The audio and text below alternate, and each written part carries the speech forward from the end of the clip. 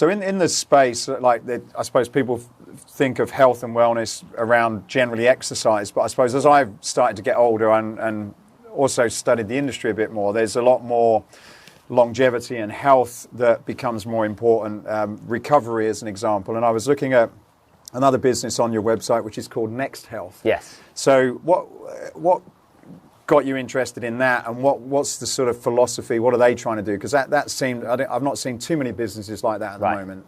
So Next Health, the founder Kevin Peake, he developed it. It's a health optimization, like basically. So it's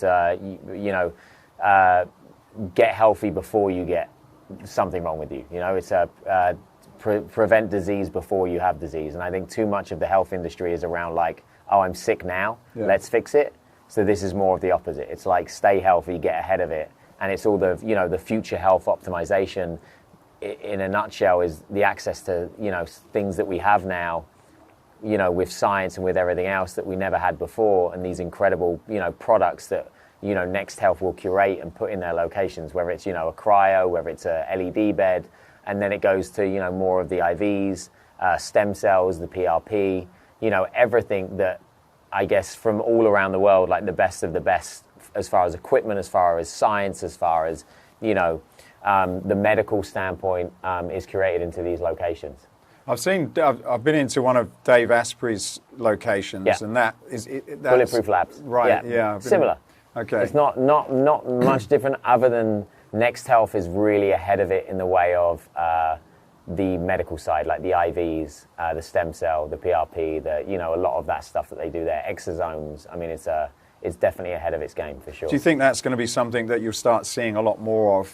Without a doubt. I mean, I've been doing something called NAD for a couple of years now. How'd you get on with that? Amazing. Really? Absolutely love it. I've been thinking about trying it. It's brilliant. What sort of benefits do you get? Energy levels. I mean, NAD stands for something really long. You'll have to use subtitles. You know what I mean? It's like a really long word that I Google all the time because I'm like, the next interview I'm going to say it. It's not going to happen. But it's basically what fuels your cells. Right. In layman's terms, in a Hastings lad's terms, it's what fuels your cells. So, and obviously your cells, cellular health is everything. It's what, if your cells are healthy, your organs are healthy, it slows down aging, gives you energy. I mean, it's a lot. And honestly, the reason I started doing it was because someone told me, and it was weird. It came from it wasn't like someone in that realm. It was like a mental health therapist was like, have you tried NAD? Because they had used it a lot for addiction, and they used it a lot in the mental health space. Oh. They had taken people that had kind of just lost themselves and pumped them full of NAD, and suddenly there's this mental clarity around it as well. Do you inject it, or you take tablets? You could. There's tablets. There's you could. I don't inject it myself. You can get injections, but I always do it through an IV. So about 750 milligrams for an IV. Definitely the first time you do it, you'll feel like you're about to poop your pants. Really? Your tummy will hurt, but you get used to it, your body gets used to it. I swear by it, I think it's brilliant. So we do that at Next Health as well. That was the first place that I kind of, tried it out as well, and kind of a regular now as well. Right. And the other one which I was quite interested in is you've got like an invite-only business, which is it called Arthur? Yeah. How do you get it? It's pronounced. My dear friends who are the founders, Priyanka and Karan, Indian couple, it's pronounced Art. Oh, Art, okay. But I call it Arta, and it annoys them. So yeah, it's mind, body, and soul. And it's a really interesting concept. So basically, if you think of like a Soho House or something like that, like a membership model, it's that, but in a wellness space. But it's not as in like membership as in you can't get in, but they create a community in the place, and then once that's full, they open another location, and they see the demand. So like currently West Hollywood was our first, and then Studio City will be our next. We've already got the location, that's in construction, and then we go to Santa Monica.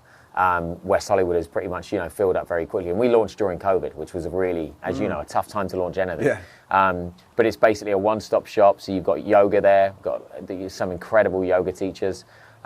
You've got meditation, you've got float tanks, you've got infrared sauna, you've got cryo, you've got massage, and then you've got all the other like added things that come into like, you've got the cryo facials, you've got, I don't even know what it's called, endomology, where they like wrap you in something and it's like Oh, okay. Gets rid of all that stuff. It's like the technology there. But it's basically, I would say the main focus of it is mind, body, and soul. So float tanks, saunas and stuff like that. And then it's a price point that, I don't think you could find anywhere. It's around like $140 a month, and it's unlimited. Wow. So you get like you get a chunk of cryos to use, you get infrared saunas, you get yoga classes, you get everything for that price point a month.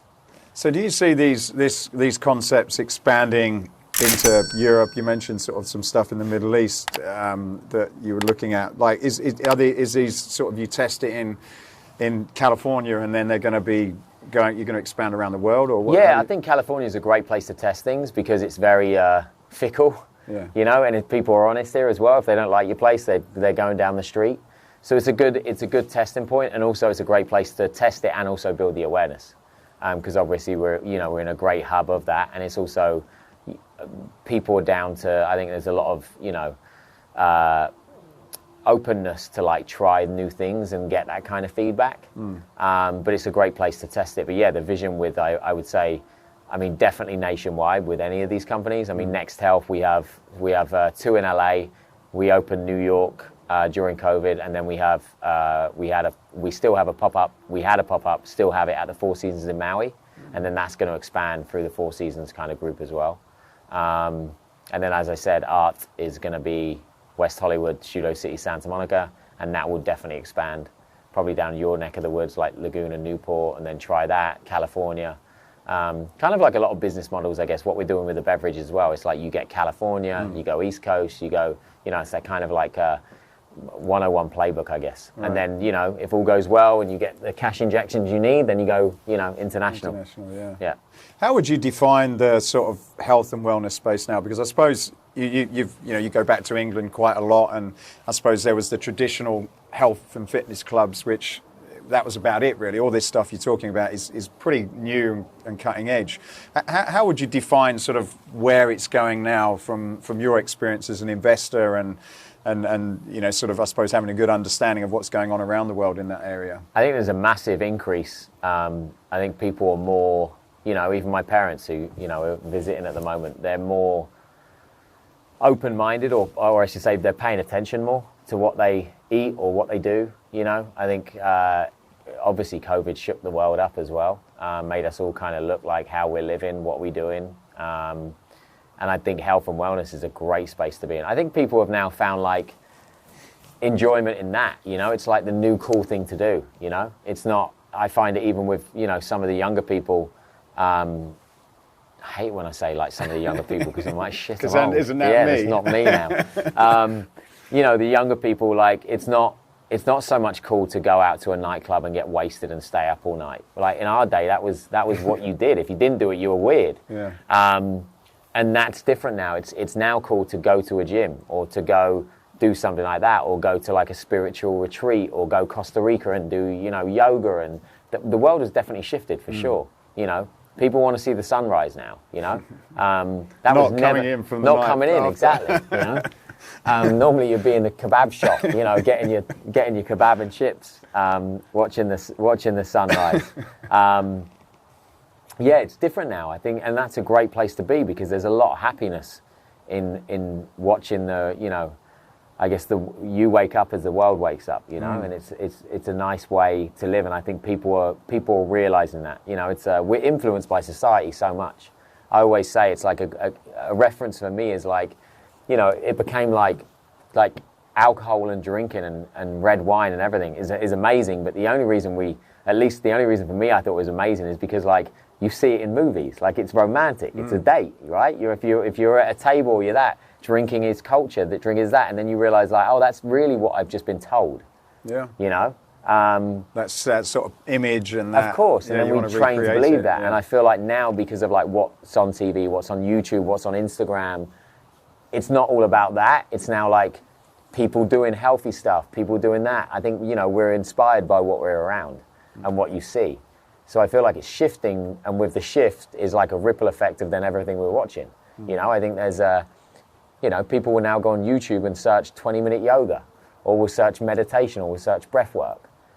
Before people would go on YouTube and search, raves, Yeah. Or illegal parties. Well, you didn't used to go on whatever. YouTube. You used to kind of like get on the phone number and sort of, text.